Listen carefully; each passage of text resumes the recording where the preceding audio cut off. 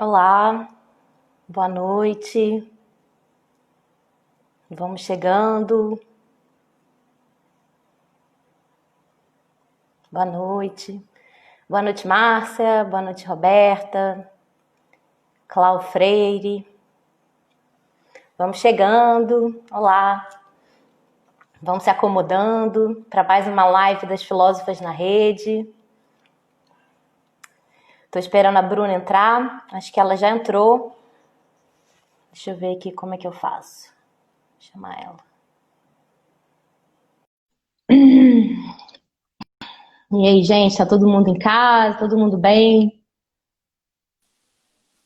Oi, Oi, oi Marcela, tudo bem? tudo bem? Tudo Então, certo. tava dando só um oi pro pessoal que tá entrando aí, Uhum. devagarzinho. Olha o Juan, oi Juan.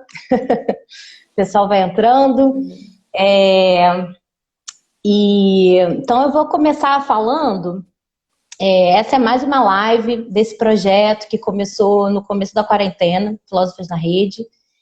Já Uhum. são, nossa, mais de 5 meses, eu acho, né, de trabalho muito intenso. A gente até deu uma acalmada agora, né, porque não dá para bancar um ritmo assim tão acelerado, tão frenético de lives, mas a gente continua, né, fazendo rodas também. Agora a gente começou com esse modelo de rodas de conversa, mas a gente não abandonou as lives do Instagram. E aí hoje, então, eu convidei minha cara curadora, incrível, maravilhosa, Bruna Costa, para a Ai, que gente falar um isso. pouquinho. Sim, claro, claro que é. Para a gente falar um pouquinho sobre a Djanira e também sobre as mulheres nas artes visuais. Uhum. Sendo que a Djanira é muito especial para nós, filósofas na rede, né, nosso projeto, porque a gente, né, se inspirou bastante, tanto na nossa paleta de cor, como, enfim, nas nossas divulgações, num dos quadros dela que se chama Descansando na Rede, que a gente sempre, enfim, está usando aí umas partes, né, mostrando a cena de duas mulheres numa casa em que uma delas está numa rede e a outra está balançando, sustentando, né? Então, se virou meio que a nossa imagem assim escolhida. E aí há muito tempo que eu queria fazer uma live sobre a Djanira, sobre o trabalho dela, e agora chegou o momento da gente fazer. E aí eu combinei com a Bruna o seguinte, eu vou, antes dela se apresentar e começar a falar, eu queria muito rapidamente, assim, bem rápido mesmo, falar um pouco sobre a biografia da Djanira, né? Então, um resumo, assim, bem rápido, para quem não conhece. Né? A Djanira foi pintora, desenhista, cartazista, gravurista, também, né, pintou azulejos, etc. O nome dela era Djanira da Mota e Silva, né, conhecida só como Djanira, esse nome, né, esse primeiro nome, né, que a gente também pode falar um pouco sobre isso, né, as mulheres em geral, né, não são reconhecidas pelos sobrenomes como os homens são, né, mas então Djanira é o primeiro nome dela. Ela nasceu em São Paulo, numa cidade do interior chamada Varé, em junho de 1914. E ela era tanto descendente de imigrantes austríacos quanto neta de índios guarani, né? Então, bem mestiça, vamos dizer assim. E ela morou no interior de Santa Catarina, ainda criança, em Porto União. E ela, em 28, ela regressa para sua cidade natal, Avaré, onde ela trabalha, né, enfim, participa ali da vida dos cafezais, das plantações de café. Que são essas recordações da infância que a gente vai ver bastante representada em vários quadros dela, né? Dessa infância no interior, com esse contato com pessoas do campo, né? Trabalhadores do campo, trabalhadores e trabalhadoras do campo. Uhum. Em 32, né? Ou seja, ela com 18 anos, né, eu acho que eu não estou fazendo o cálculo errado, ela se muda para São Paulo. Então, ela vai para a capital e no final da década de 30, ela tem tuberculose e fica internada. E é nesse internamento que ela começa a pintar, fazer seus primeiros desenhos, né? Então, no internamento de tuberculose. A Em paralelo 39, ela se interessante, né, com o momento atual. Total, né? No momento de quarentena, vamos dizer assim, ela começa a desenhar. Muito bom. E aí depois ela vem para o Rio de Janeiro, em 39, mora em Santa Teresa, e aonde tem uma casa, que é até hoje lá é a casa da Djanira, que é a Pensão Mauá, e vários intelectuais e artistas moraram nessa pensão, né, como, por exemplo, o Carlos Sclia, a Maria Helena Vieira da Silva, o húngaro Arpad Senes, né? Então ela tem esse contato aqui no Rio de Janeiro com essa intelectualidade, com esses artistas, também começa a ter aulas com alguns desses pensionistas, né, desses artistas que moram na pensão, e também começou a frequentar aulas noturnas, né, no Liceu de Artes e Ofícios do Rio de Janeiro, né. Depois ela tem uma primeira exposição no Salão de Belas Artes, né, em 42, e daí em diante ela começa, vamos dizer, a tomar um grande relevo, assim, né? Então ela vai expor em Londres, né, na Argentina, no Uruguai, e em 44, 47 ela mora nos Estados Unidos. Então fica 3 anos nos Estados Unidos. Imagina se essa década de 40, Djanira convivendo com esses artistas nos Estados Unidos e tal. Realiza uma exposição lá também, em Nova York, e depois volta para o Brasil, né? E entre 50 e 60, ela participa de várias exposições, né? E pinta alguns projetos que são os mais famosos. Por exemplo, o mural Candomblé, que está na casa do Jorge Amado, na Bahia, os azulejos da Capela de Santa Bárbara, aqui no Rio de Janeiro, e também faz ilustrações para o livro do Guimarães Rosa, Campo Geral. E, por último, assim, uma última informação, né? Em 77, o Museu Nacional de Belas Artes, ele promove uma retrospectiva dela, né? E hoje em dia, o Museu Nacional de Belas Artes aqui do Rio de Janeiro tem 813 obras da Djanira, né? Então, bastante coisa está aqui no Rio, está no Museu Nacional, e a gente vai falar um pouco também sobre ela por conta dessa notícia recente de que um quadro, né, chamava Orixás, ou Três Orixás, né, um quadro bem grande que há muitos anos já estava no Palácio do Planalto, no Salão Nobre, né, essa semana passada, foi retirado pelo governo, o atual governo, né, atual presidente, retira esse quadro da Djanira, e antes disso só o Geisel tinha feito tal coisa. Então esse quadro já saiu e voltou pelo menos umas duas, né, pelo menos uma ou outra vez do Salão Nobre, né? E aí a gente, por conta dessa história toda e porque a gente, né, homenageia a Djanira nesse nosso projeto das Filósofas na Rede, é que eu chamei a Bruna para falar um pouquinho sobre o seu trabalho, né? Então você pode começar se apresentando e falando um pouco da sua pesquisa e tal. Obrigada, Marcela. Obrigada pela contextualização, e pelo convite também, pela escuta. Então, né, gente, eu sou a Bruna, eu sou curadora independente, como a Marcela falou, e eu sou historiadora da arte também, o que é importante, assim, para o meu tipo de abordagem, assim. Acho que eu vou contextualizar um pouco, na verdade, sobre essa situação histórica das mulheres, assim, nas artes visuais no Brasil. E sou professora também, dou aula de História da Arte, e atualmente eu sou mestranda do PPGAV, na FRJ, né? A minha pesquisa, na verdade, não é voltada para Djanira ou para mulheres, a pesquisa acadêmica, né, digamos, mas ela insere mais um aspecto sobre a cor, assim, na história da arte, na arte contemporânea. Eu estudo esse aspecto da cor, o que é interessante, né, para estudar o trabalho da Djanira também. Então, apesar de eu não ser especialista, né, no trabalho da Djanira, é uma obra que muito me interessa em vários sentidos, assim. E aí eu posso mencionar, assim, talvez um trabalho que eu fiz no ano passado, que eu fui assistente de curadoria na exposição Arte Naif, Nenhum Museu a Menos, no Parque Lage. E assim, a Djanira não estava nessa exposição, mas a gente chegou a buscar o nome dela, assim, foi uma exposição feita a partir do acervo do Museu Internacional de Arte Naif, que por sinal está fechado já há 3 anos.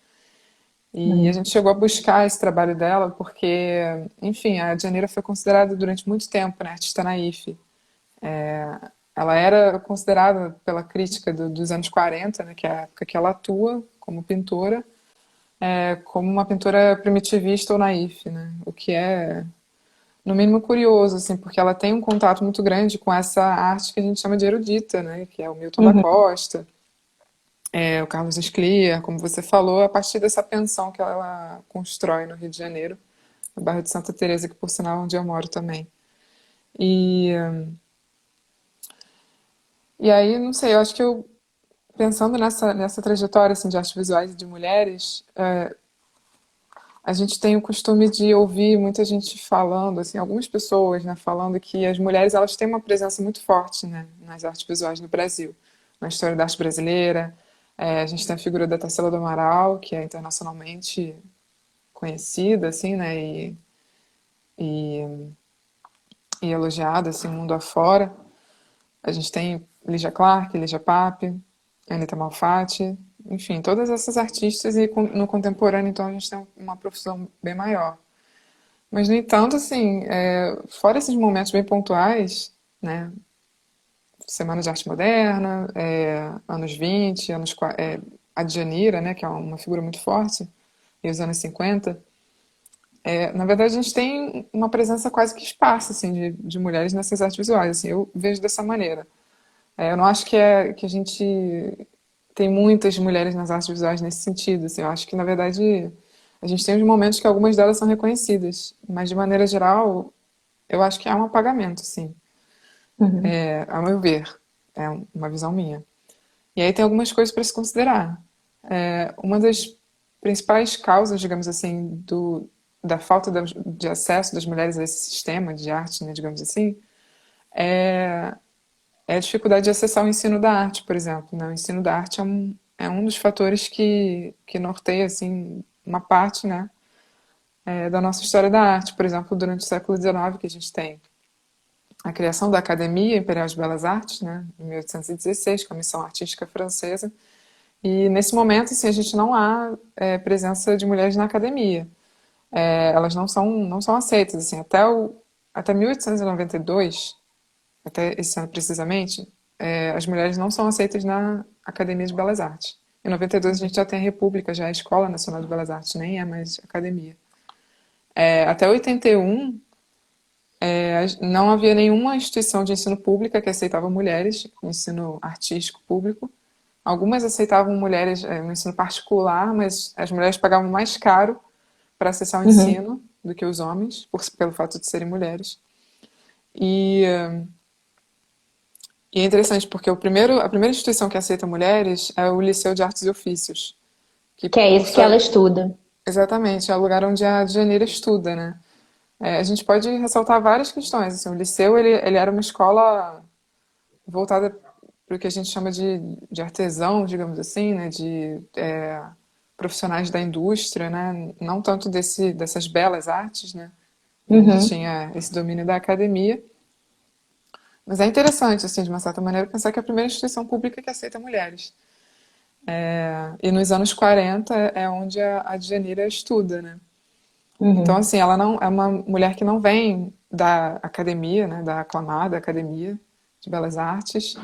Ela participa da Exposição Geral de Belas Artes, que é uma exposição importante, né, nacional, e ela participa exclusivamente da divisão de arte moderna. Então, assim, Uhum. ela era considerada uma artista moderna, né? Se ela, enfim, estava nesse circuito, digamos assim, mas uma parte da crítica considerava ela uma artista ingênua, naif, que a gente pode questionar Uhum. esse termo do naif, da ingenuidade, né? O que é ingenuidade? E aí, como você falou, né? Ela se muda, mora nos Estados Unidos, ela expõe internacionalmente ainda nos anos 40, em Londres, em Nova York, faz uma individual. Então, assim, ela é uma mulher muito ativa no campo das artes. E politicamente também, ela é muito importante. Não sei se você chegou a mencionar, mas ela era filiada mesmo ao Partido Comunista, ela era Uhum. declaradamente comunista, ela se posicionava muito firmemente contra a ditadura militar, ela lutou pela demarcação de terras indígenas, o que assim é uma coisa incrível, né, para os anos 40, para uma mulher nos anos 40, Então essa posição política da Djanira também é muito, muito importante. Talvez assim, até por esse posicionamento meio desviante, né, ser feminista, comunista, enfim, possa indicar aí, não sei, ela era ativa, assim, não era como, não sei, outros artistas modernos que não tinham uma posição política, assim, muito clara, assim, sabe? Que Uhum, não se uhum, posicionavam diretamente. Então talvez isso seja um dos motivos, assim, pelos quais ela era mais marginalizada, assim, e foi durante muito uhum, tempo, né? O trabalho dela passou a ser retomado, assim, digamos assim, mais recentemente, nos anos 2000 para cá. uhum, Ela era amiga do Jorge Amado, o mural Candomblé que você falou, ela fez para a casa dele, né? Para ele, por encomenda dele. E, e ela também fez um mural importante em 57, se não me engano, 58, que é o mural Santa Bárbara, em homenagem, quer dizer, é um mural que chama de Santa Bárbara, em homenagem aos trabalhadores que que trabalharam na construção do túnel Santa Bárbara, né, no Rio de Janeiro, que muitos trabalhadores morreram nessa construção, assim, e ela fez um mural dedicado a esses trabalhadores, assim, o que é muito forte, né? É uma memória que fica viva. uhum. Só que a gente não, sim, desculpa te cortar, mas assim, por Imagina. exemplo, a gente não reconhece ela assim como uma grande muralista, né? Como Diego Rivera no México, né? Enfim, mas ela tem vários murais e ela também tinha isso que fazia parte também dessa exploração dos modernos, né? Dos modernistas, a questão dos azulejos, né? Vamos ver, uma reatualização dessa, dessa cultura dos azulejos que vem de Portugal, né, da azulejaria portuguesa. Então, alguns né, modernistas tiveram esses trabalhos com azulejos, mas eu acho que o trabalho dela é muito importante, não só porque enfim, está em monumentos importantes, né, como a Igreja de Santa Bárbara, ou como em Brasília, né, que é a questão do quadro, né, que agora recentemente teve essa polêmica que foi retirado.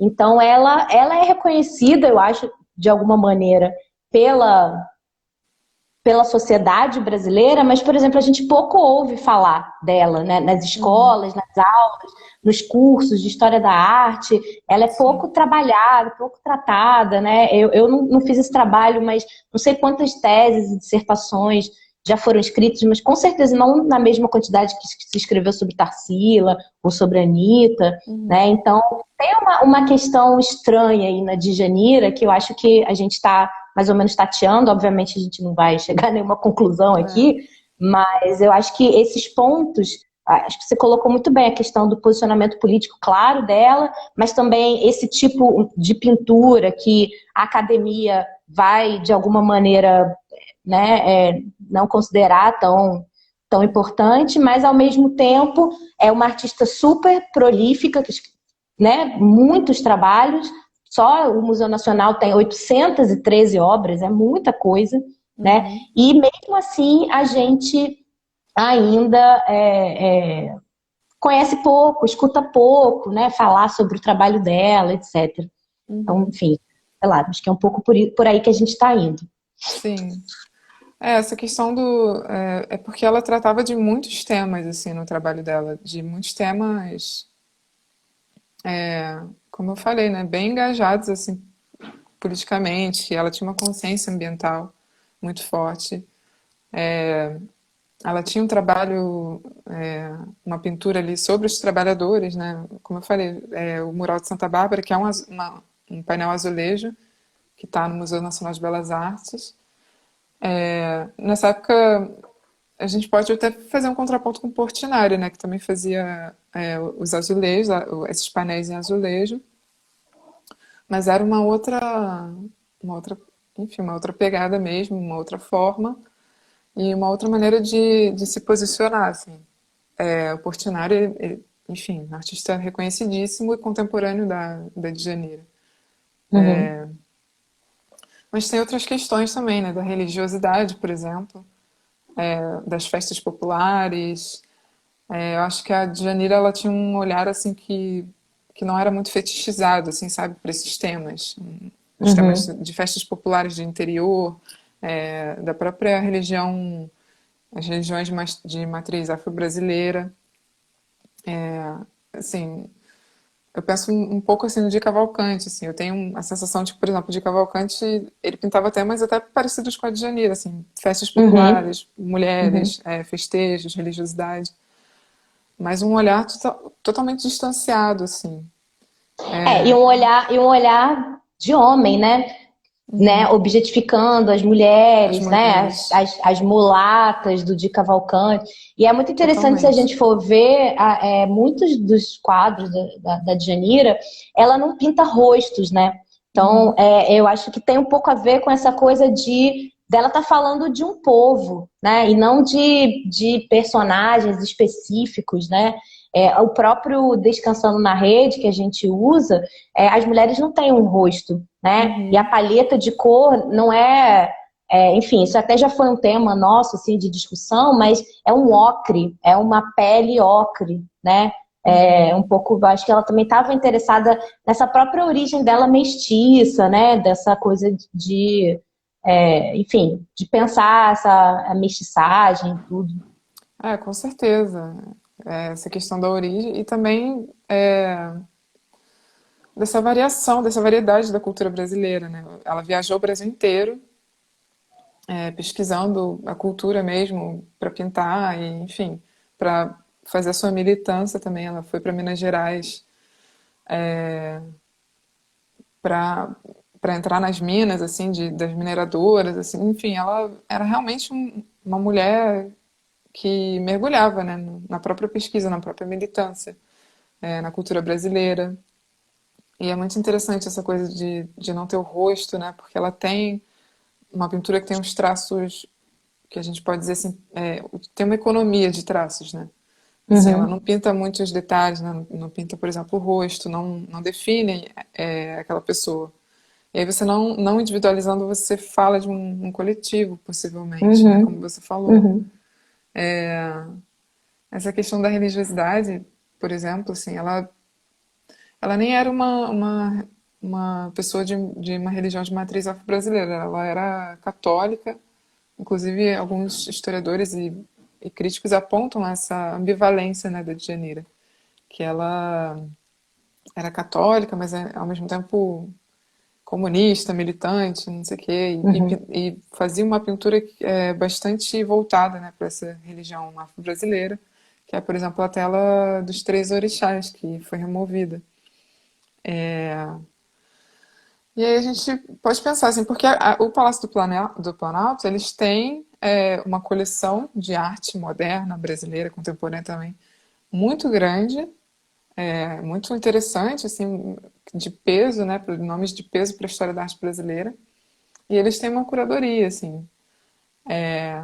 Mas, no entanto, a curadoria ela está sempre submetida ao poder em questão, ao poder vigente, assim. Então, quando eu fiquei sabendo, assim, eu fiquei um pouco preocupada, assim, porque é uma tela importante, de uma artista importante, do moderno, Uhum. mas, no entanto, por que será, né? Será que é por causa da temática afro-brasileira, dessa religiosidade, assim, e quando a gente está vivendo nesse momento de um governo e de uma bancada evangélica muito grande? Para Enfim. mim, eu não tenho dúvida que é um sintoma do racismo estrutural, né? Que esse Uhum, governo representa, né? Com todas as letras, né? Enfim, uhum, o próprio presidente já se pronunciou várias vezes, né? Com frases e discursos com teor racista, né? uhum, Então, assim, é isso, né? Tem essa questão dessa retirada por conta da temática da tela, mas eu também acho que aí vem para um outro lugar, né?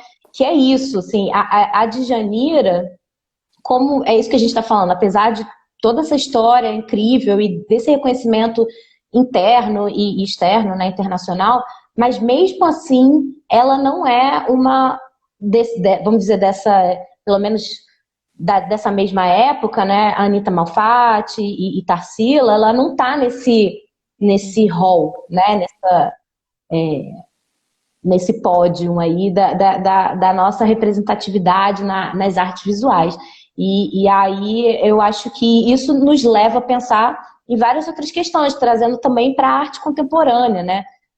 Mesmo que hoje a gente tenha muito mais mulheres e mulheres trans produzindo e pensando, né? E mulheres negras, ainda assim é um espaço assim, é tipo a cota, né? Tem a cota Uhum. ali e, e o que acaba ficando para a história são os homens, são os artistas, né? Homens cis, heterossexuais. Né? Sim, e tem um problema estrutural no sentido de que quando as mulheres são convocadas nesses espaços, e as mulheres trans, as mulheres negras, né, esses grupos, raramente as mulheres são pagas, assim, elas são sempre convidadas a doar seus trabalhos, sabe? Então, que é uma coisa que muitas vezes não acontece com os homens brancos, né, de classe média. O trabalho deles é entendido como trabalho, efetivamente, né? Enquanto com a mulher não é entendido assim. E aí a gente entra em divisão sexual do trabalho, assim, existem vários assuntos que isso penetra, assim.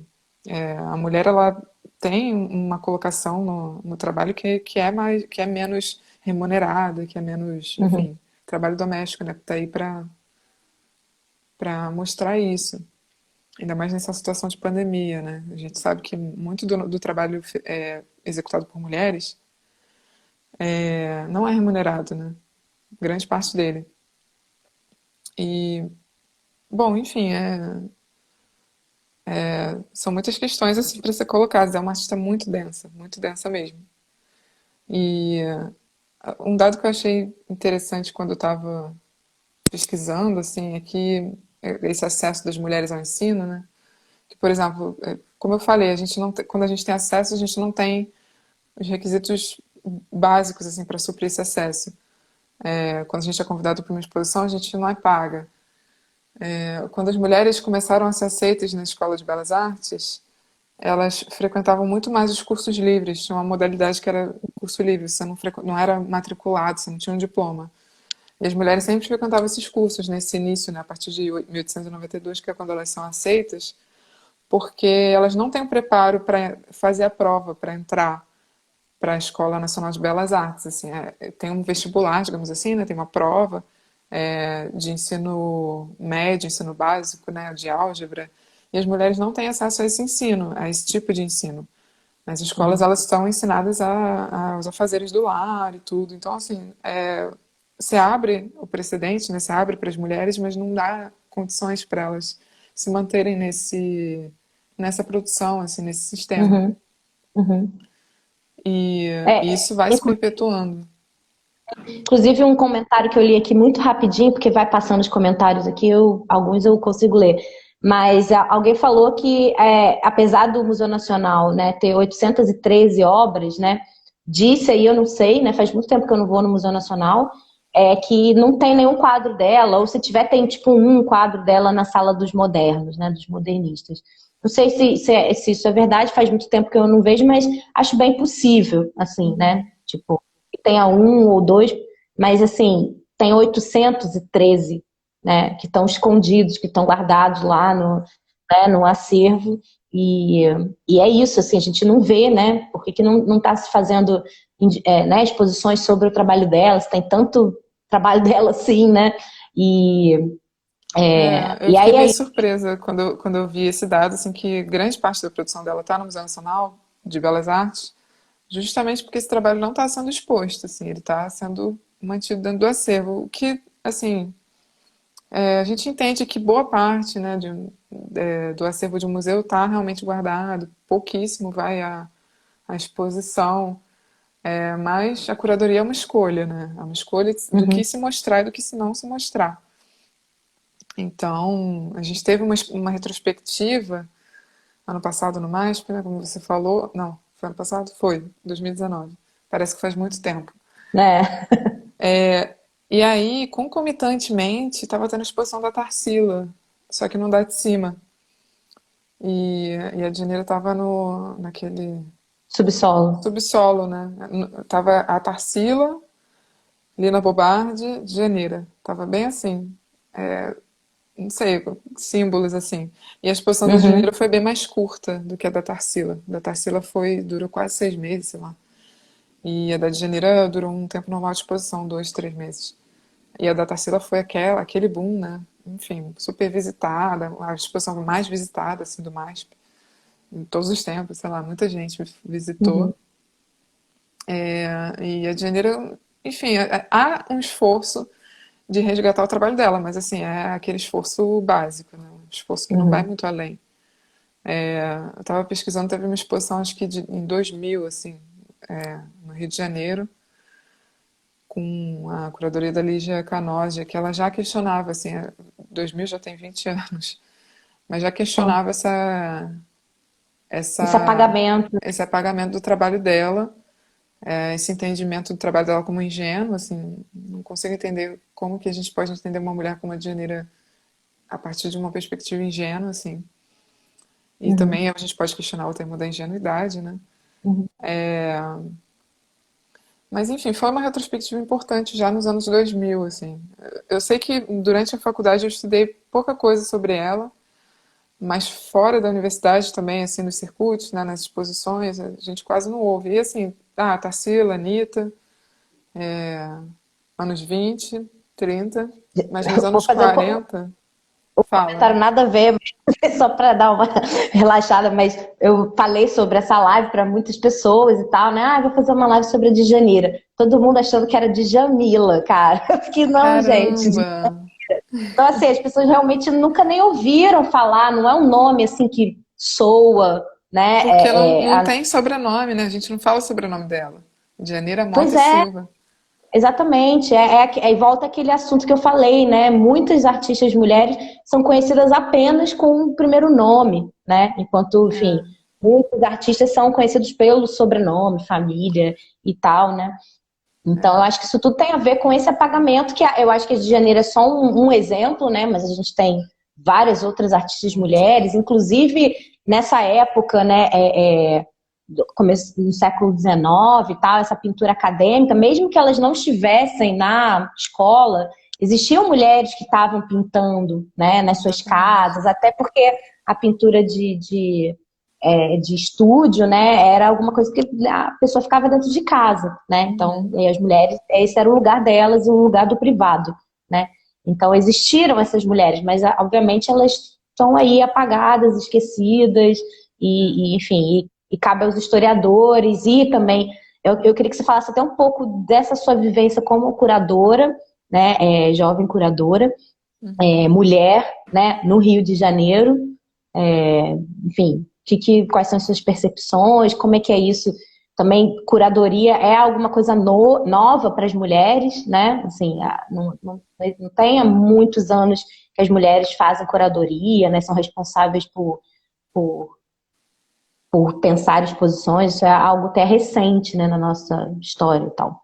É, você vai falando, eu vou associando várias coisas, assim. Eu tenho um pouco essa ligação com a academia, né? Eu estudo, inclusive, na EBA, que é essa escola de 200 anos já, enfim, tem uma tradição. E aí você falou, as mulheres nem sempre estavam nas academias ou nas escolas, mas elas produziam. E aí tem um dado que é essa Exposição Geral de Belas Artes, né, que acontece desde 1840, ela é aberta ao público, no sentido de que pessoas de fora da academia podem se inscrever, né, nesse sentido. Então, a gente tem registros que desde 1844 a gente tem mulheres expondo nessa grande exposição, que é a exposição oficial, assim, brasileira. No entanto, um número muito reduzido, assim, 5, 10%. E aí, no final do século XIX, a gente tem essa abertura maior, né, para a entrada das mulheres. No âmbito da arte moderna, se dá muito mais fora, né, dessa escola, dessa academia, do que dentro. E aí a gente tem a criação da divisão de arte moderna, que é onde a Djaneira expõe. E aí, falando da minha experiência, né, de como você falou. Olha, assim, eu tenho a impressão, como você falou, a curadoria lá é um exercício relativamente recente. tanto para as mulheres, assim, mas de um modo geral, é um exercício recente, assim. E ele é um exercício que vem um pouco da crítica de arte, né? Tem uma ligação histórica com a crítica de arte. A curadoria é um exercício crítico também. E quando a gente vai pensar em crítica de arte, então, né? Quem que aparece, assim? Só, A Aracy só homem. Amaral. É. Antes da Aracy Amaral, nem lembro. E até o Gonzaga Duque, né, que era esse grande crítico do início do século XX, final do século XIX, ele comenta em 1907 a exposição de Belas Artes que tem algumas expositoras mulheres. E aí uma coisa que ele comenta, e aí né, a gente sempre tendo que acessar essa história através da fala de um homem, mas uma Uhum. coisa que ele comenta que está no grande número de pintoras que se exibiu, e algumas com real merecimento. E aí ele faz uma Até. pergunta, uma consideração final. A nossa arte de amanhã será uma das conquistas do feminino, do feminismo? Essa fala é uma fala muito mencionada dele, né, sobre essa exposição, sobre esse futuro, né, porque a gente teve da arte moderna que inseriu bastante, inseriu não, né, as mulheres adquiriram bastante espaço. Uhum. O que eu tenho a impressão é justamente o que eu falei nessa questão de a gente tem um certo acesso, mas a gente não tem uma base, assim, uma estrutura em torno disso. Eu estava uma vez conversando, acho que com a Fernanda Lopes, que se a gente for olhar institucionalmente, a gente tem muitas curadoras, a gente tem muitas curadoras independentes. Uhum. Institucionalmente, ocupando museus, ocupando centros culturais, esses espaços assim, né, invariavelmente de poder, a gente tem muito poucas, na verdade. E quando a gente vê, assim, sei lá, a gente vai ver a estrutura das curadorias aqui no Rio de Janeiro, os homens geralmente ocupam o lugar de curador geral, curador-chefe, Uhum. e as mulheres são as curadoras assistentes. Então, no Mar, até pouco tempo era assim, não sei como é que tá agora. No MAN também a gente tinha essa situação. E vários outros espaços, assim. Eu tenho essa impressão de que o lugar da curadora mulher é o lugar da independência. Porque a gente não é muito colocada nessas situações, assim, de enfrentamento, de poder, sabe? Nesses cargos, assim, mais consolidados. Realmente é uma Uhum. coisa muito esparsa, assim, muito rara, principalmente no Rio de Janeiro. Então, eu sou convidada para projetos, para vários projetos legais, mas assim, Pagar que é bom, quase nada. exatamente. O que tem de gente querendo participar de projeto, legal, mas não tem oportunidade remunerada, assim, sabe? E aí isso mexe muito com a nossa dignidade mesmo, né? Uhum. Como profissionais, assim. Como é que você consegue, né, se estabelecer numa profissão, né, ser curadora, né, que é inclusive uma coisa que eu já pensei em algum momento na minha vida. Eu também faço, né, eu também estou no programa de pós-graduação em artes visuais da UFRJ, né, da Escola Sim, de Belas somos Artes. Estou no colegas. tô no doutorado aí há muito tempo já, mas enfim, isso não é o caso. Não. Mas já quis ser curadora, já pensei, nossa, poderia, mas assim, como, né? Se é isso, se você não tem o salário, né? Se o salário há uma diferença salarial em relação a curadores homens e curadoras mulheres, né? Se for pensar então mulheres negras curadoras, agora recentemente é que vai ter, né? No MAN uma curadora, Que, né? Exatamente. Mas, enfim, então, se você for pensar nisso, é menos ainda se for pensar nas mulheres trans, né, em outras identidades, né, femininas, você nem vê, né, nem tem, não chega a ter nem esses números. Mas é isso, como é que você pensa numa profissão se você, né, o mercado, né, e toda a estrutura não te valoriza, e aí você está fazendo ali que é um bico, né? Você tem que ter outro trabalho, outra coisa, e de vez em quando fazer uma curadoria, enfim, até que algum dia isso canse e você não faça mais, e enfim, perdemos uma grande, né, provavelmente grande, né, curadora, crítica, etc. E aí sobre isso eu lembrei, né, que também lendo a biografia da Djanira, ela estuda à noite no liceu. Eu acho que isso né, é uma coisa que a gente tem que pensar. Exatamente isso que a gente já estava falando, né? Se ela estuda à noite é porque de dia ela devia estar tendo que fazer algum trabalho, né? Seja cuidar da pensão, né? Ou algum outro tipo de renda que ela tivesse. Mas aí só lhe restava à noite, né? Ali à noite fazendo um curso noturno, né, para poder aprender técnicas e tal.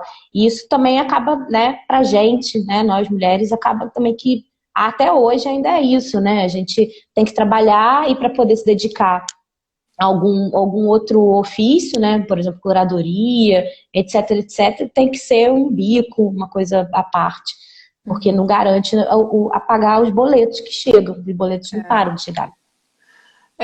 Um dado interessante, talvez, assim, para não falar só do apagamento assim, das mulheres, é que a gente tem muitas galeristas, né? Tem essa presença, as mulheres têm esse lugar do privado, assim, porque por que a gente tem tantas galeristas mulheres, né? Muitas delas são colecionadoras, a gente tem essa presença histórica das mulheres muito através do colecionismo, assim, sabe? Desse privado mesmo, né? Desse lugar do privado, como você falou. E aí algumas delas acabam virando galeristas, assim. Então a gente tem uma certa presença das mulheres nas galerias de arte, né? Nesse mercado de arte, assim, alguma presença delas. O que é uma coisa interessante, assim, mas também a gente tem um recorte específico de mulher, né? A gente tem uma classe social ali que tem acesso a coleções de arte, que pode vendê-las, enfim, que construiu uma coleção ao longo da vida, né? Uma vez que o lar era destinado a elas adquirem essas obras e futuramente abrem galerias, assim. Então, acho que é um dado interessante de se trazer.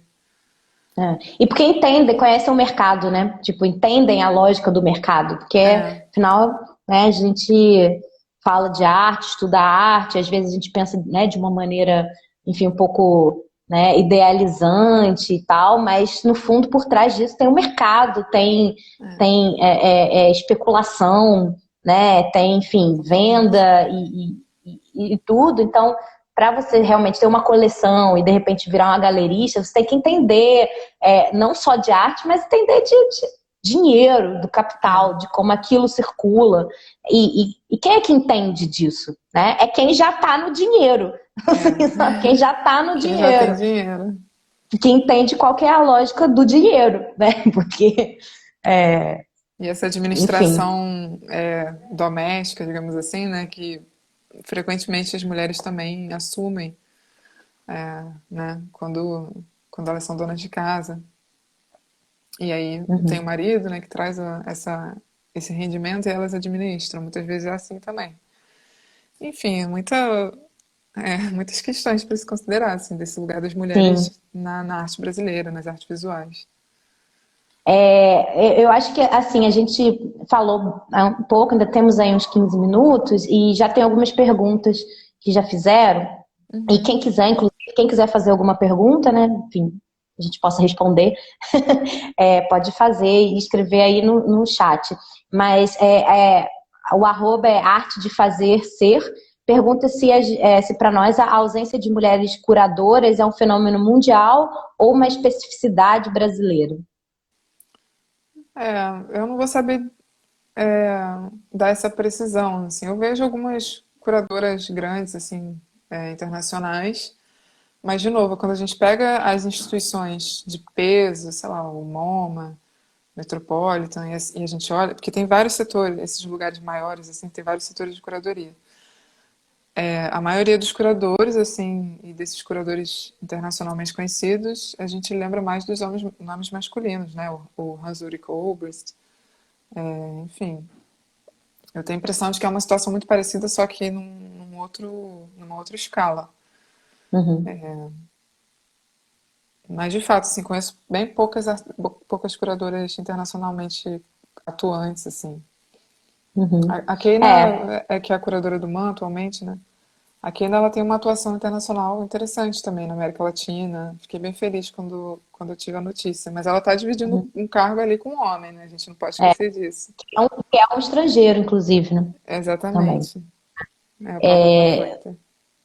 O que eu ia falar eu acho que muitas vezes, assim, quando a gente sabe de alguma curadora, aparece aquela manchete, né? Tipo, MoMA tem agora uma curadora indiana ou sei lá o quê, né? Assim, então, eu acho que é sempre esse lugar da cota, né? Tipo assim, tem a cota, e aí sai a manchete dizendo nananã, mas é aquela cota e é aquela curadora que vai ficar um tempo X, entendeu? Não vai ser, né, grande curadora Bienal, etc, etc, entendeu?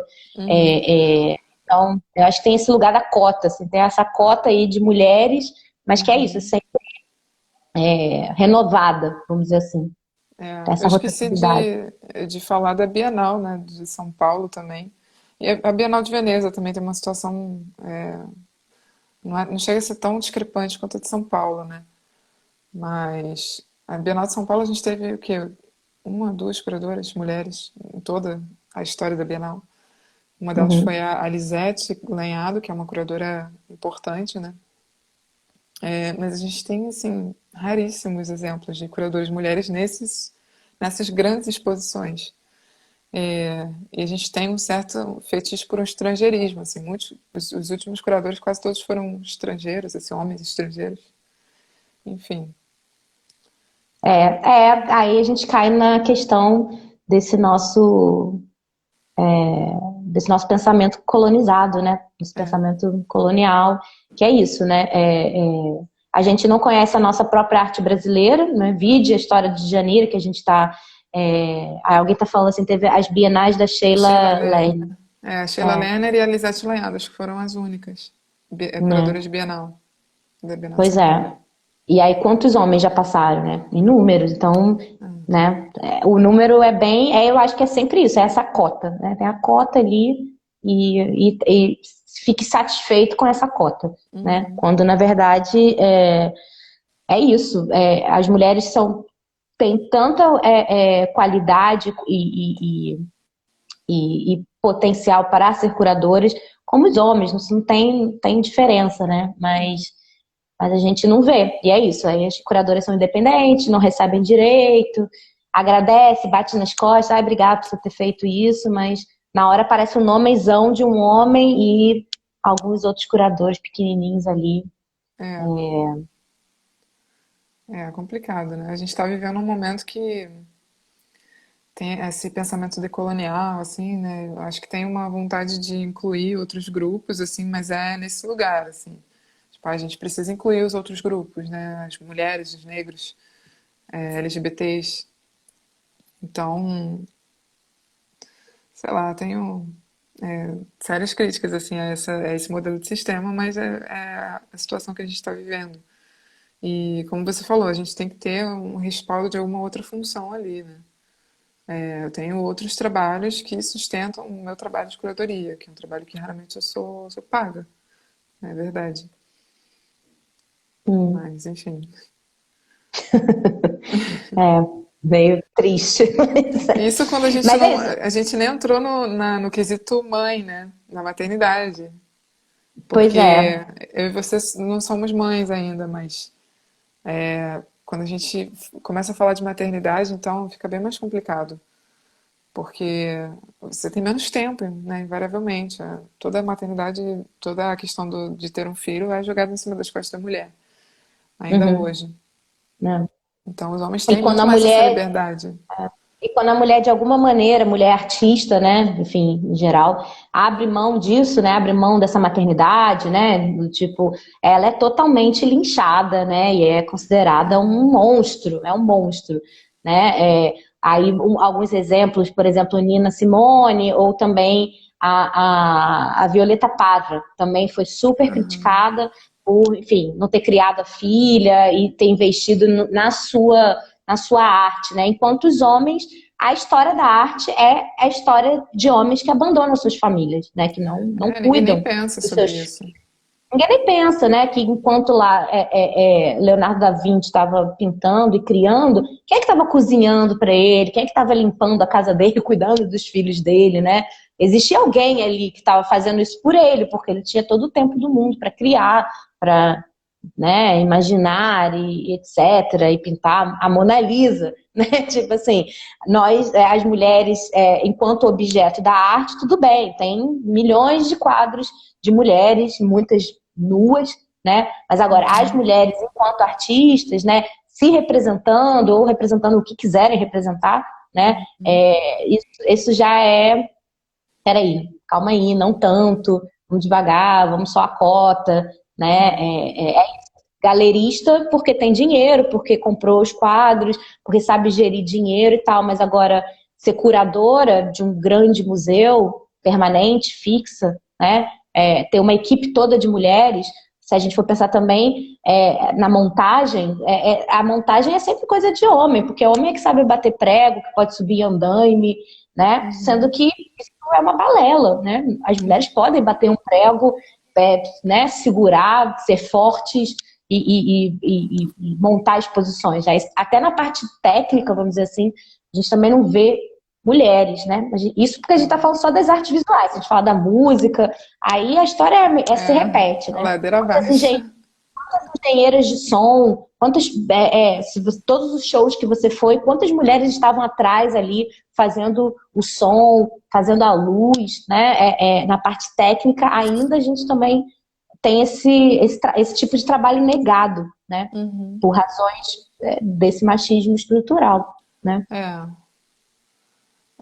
Realmente, né, quando a gente vai pensar na estrutura, de toda uma estrutura de exposição de artes visuais, a gente tem muitas educadoras, né, por exemplo, assim, estrutura educativa, mas coordenadas por um homem, sei lá. Enfim, é muito complicado mesmo. Até na parte técnica é interessante lembrar dessas coisas também, porque a gente vê poucas Uhum. mulheres montadoras, assim. Porque tem isso, né, de carregar o quadro, não sei o quê, enfim. Tem Mas, sempre... gente, é isso, assim, também um homem não vai carregar uma obra de, sei lá, milhares de quilos, vai precisar de outras pessoas, Com outros certeza. homens, na maioria das vezes, mas assim, né, as mulheres sabem furar parede, sabem pendurar quadros, sabem subir andaime, em escada, medir, usar trena, enfim, e não estão ali, né, não estão nesses trabalhos também, né, E que preservação, né, de, sei lá, da força, da fisicalidade, assim. Eu tenho a impressão de que a gente é muito subestimada mesmo. É, Toda vez que eu tô carregando alguma coisa, tem alguém ali pra, deixa eu te ajudar. Não precisa. Eu me mudei recentemente, assim, eu lembro que eu fui pegar umas caixas, né? E aí, enfim, os rapazes que estavam fazendo a mudança eram todos homens, o que também é uma questão. Mas enfim, aí eles estavam. Aí toda vez que ele pegava uma caixa, eu falava, não, tá pesada, deixa pro rapaz levar. Aí ela pegava a caixa e levava. Aí virava as costas e pegava a caixa e levava. Enfim, tem essas subestimações também da integridade física, né? Mas principalmente da intelectualidade. Acho que, uhum, enfim, tem isso. Você falou, né, de quantas mulheres ficam nuas, estão nas obras e retratadas nuas ao longo de toda a história da arte, e a maioria são artistas homens, né? E aí a gente tem o trabalho da Guerrilla Girls, que é esse grupo de artistas sim, ativistas que expõe esses dados, né? Que efetivamente fazem essa pesquisa e expõem.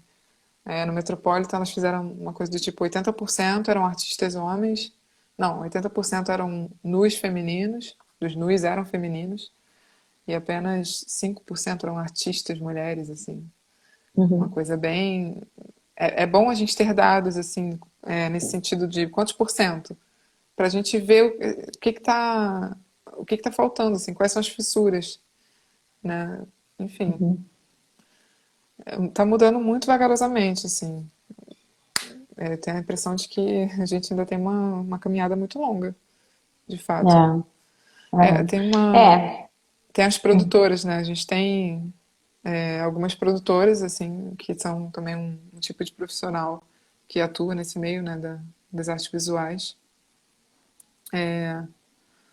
A produção já é meio um outro setor também, que é isso, né? Os cargos mais técnicos, assim, e mais de liderança são geralmente ocupados por homens.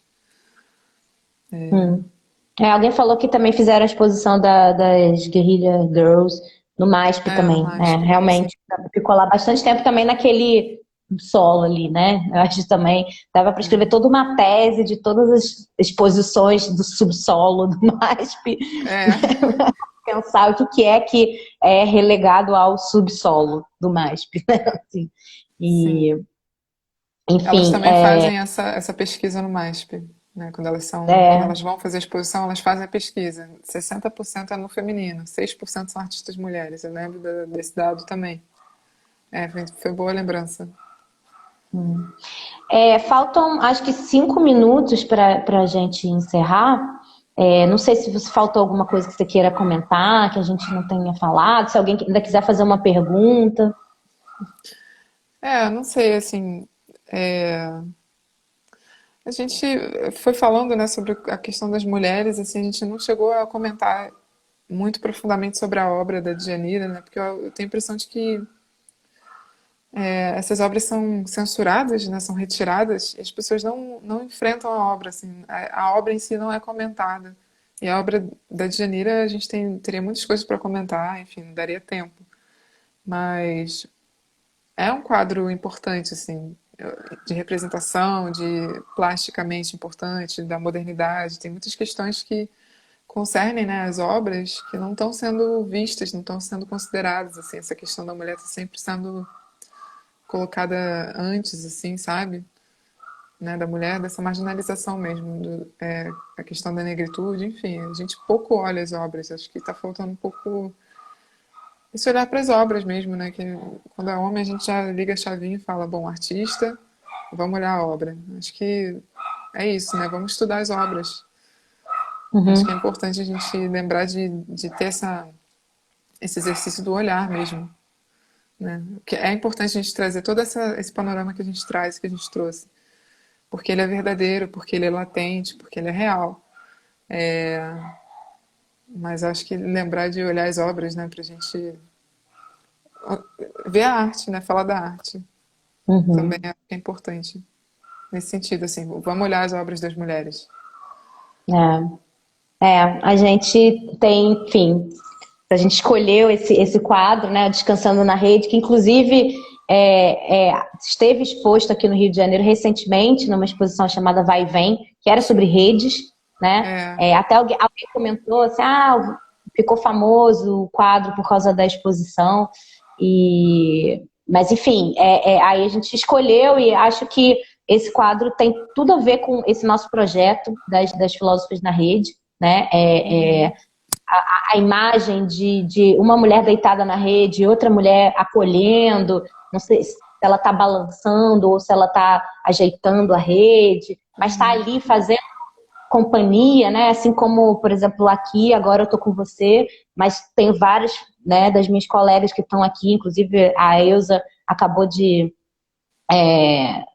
fazer uma pergunta, mas a gente já está no finalzinho, eu acho que também foi isso que a Bruna falou.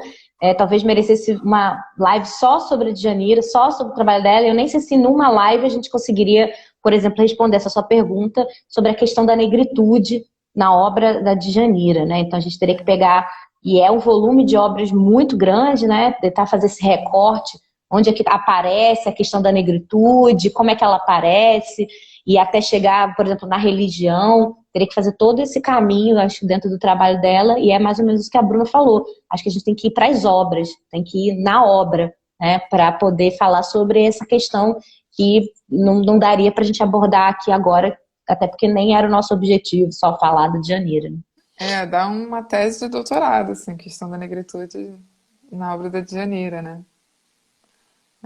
Enfim, vários aspectos podem dar pesquisas muito interessantes. Acho que é importante fazer essas pesquisas, assim.